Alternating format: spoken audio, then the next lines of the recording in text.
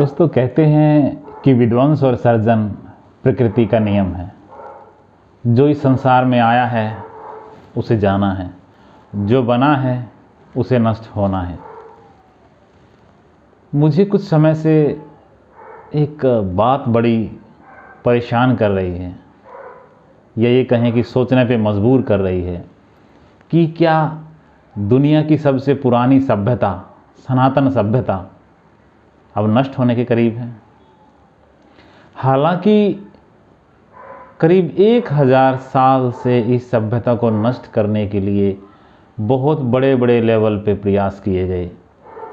Direct हिंसा करके, direct आर्थिक अत्याचार करके, डायरेक्ट शोषण करके, बहुत तरीक़ों से परेशान करके, इसी में सेंध लगा के, इसी के लोगों को इन्हीं के लोगों के खिलाफ खड़ा करके बहुत सारे षड्यंत्र रचे गए, बहुत सारे प्रयास किए गए। लेकिन उसके बाद भी ये सभ्यता जिंदा है।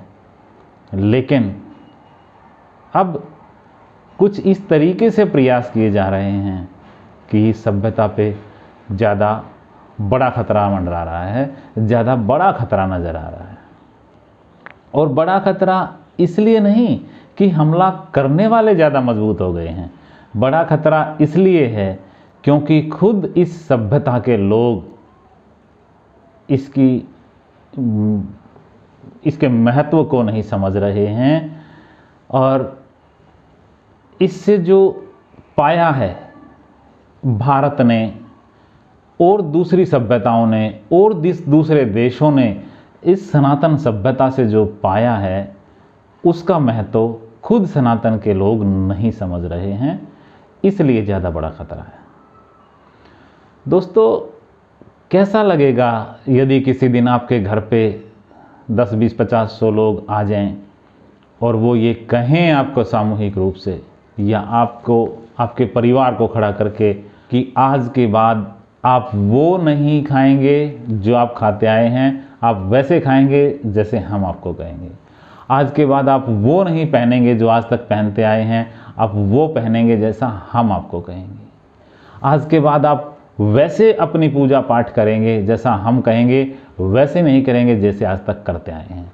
आज आप अपने रिश्ते, अपने रिश्तेदारियाँ, अपने तौर तरीके, सामाजिक और त्यौहार वैसे मनाएंगे जैसा हम आपको कहेंगे, नहीं तो आप मार दिए जाएंगे, या आप अपनी धन दौलत, खेत, कारोबार और अपनी बहन, बेटी और औरतों को छोड़ के भाग जाइए, वरना था आपका गला काट दिया जाएगा।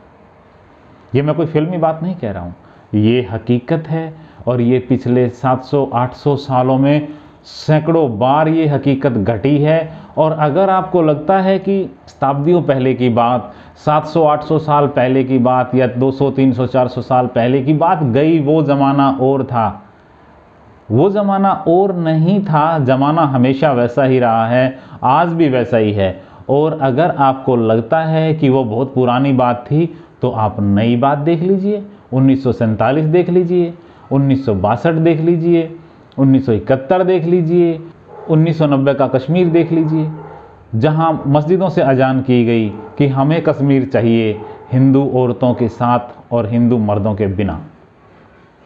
चलो, वो भी अगर आपको ज़्यादा पुरानी लगती है तो आप कैराना देख लीजिए, आप मेरठ का वो घटना देख लीजिए जिसमें सैकड़ों हिंदू कॉलोनी से वो मकान बेच के चले गए। और उससे भी अगर नई घटना आपको देखनी है तो 2020 के फरवरी के वो दंगे देख लीजिए। उसके बाद दिल्ली के वो दंगे जिनका मैं जिक्र कर रहा हूँ, जो NRC और CAA के प्रोटेस्ट के बाद दिल्ली में दंगे भड़के थे, उनमें से वो मौजपुर और जमुना पार के उन एरिया में से बहुत सारे परिवार जो हिंदू जो है कम मात्रा में थे, उस कॉलोनी में से अपना घर बेच के जाने पे मजबूर हो गए।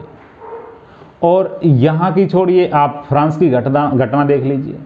शार्लो एब्दी जो एक मैगजीन थी जिसमें मोहम्मद साहब के कार्टून छाप दिए गए थे, और उसके बाद अब भी 2020 में वो फिर से एक टीचर द्वारा दिखाए गए तो उसका गला काट दिया गया। मित्रों, तो इस संसार में जिसके साथ जो हो रहा है या होता है, दरअसल वो खुद उसी लायक होता है, तभी उसके साथ वैसा होता है।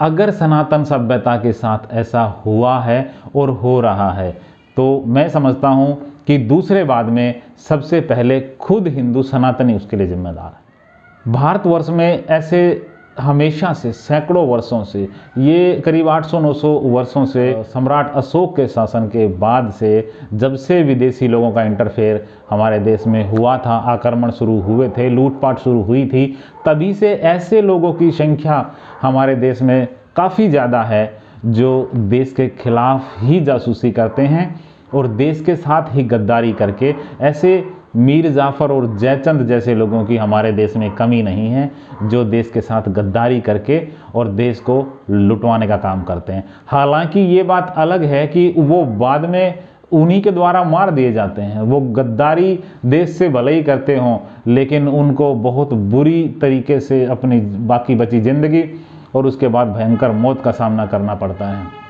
ऐसे एक नहीं, बहुत उदाहरण हैं जिन्होंने अपनी जो है नासमझी, अपने लालच के चलते जिन्होंने गद्दारी की। एक बार तो भले ही उनको लगा हो कि तुम्हें शायद इसका बहुत बड़ा इनाम मिल गया, लेकिन वो बाद में बहुत ही बुरी मौत मारे गए, क्योंकि अपनी माँ के साथ जो गद्दारी करता है उससे ज़्यादा बड़ा गद्दार नहीं हो सकता।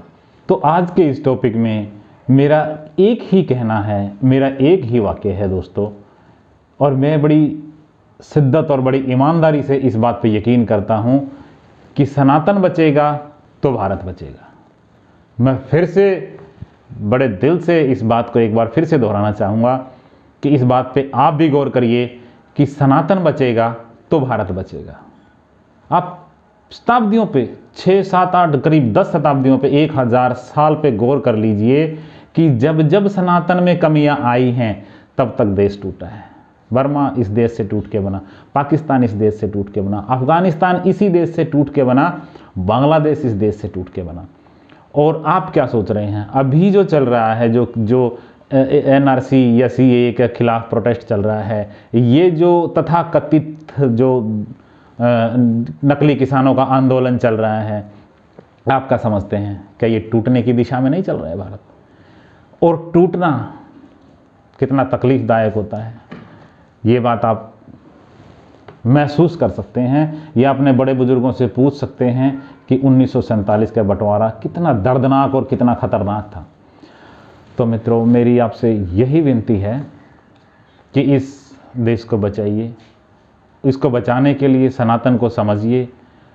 छोटे बड़े का जो भेद सनातन के लोगों ने अपनी गलतफहमी और अपनी बेवकूफ़ियों के चलते और उन घटिया और उन बेईमान और गद्दार लोगों ने जो सनातन हिंदुओं के दिमाग में डाल के अपने स्वार्थ के चलते समाज को बांटा और उसी बांटने के चलते दूसरे उस समाज में घुस के और उन्होंने इस समाज को, इसको, देश को तोड़ा और लूटा। तो इसलिए मेरी सनातन के मानने वालों से, हिंदू सनातनियों से विनती है कि उस बेवकूफ़ी को मत दोहराइए जो पिछले 1000 साल में बहुत बार दोहराई गई हैं। 1000 साल के बाद फिर से एक ये मौका हमारे हाथ आया है, हमें अपने आप को मजबूत करके अपनी सारी जो बुराइयां हैं उनको त्याग करके छोटे और बड़े, अच्छे और बुरे, कमतर और बेहतर का जो भेद है उसको मिटा के एक होना होगा और सिर्फ सनातन को एक समझ के हमें इस देश को बचाना होगा। नहीं तो फिर से एक बंटवारे और एक बर्बादी को झेलने के लिए तैयार हो जाइए। धन्यवाद, नमस्कार।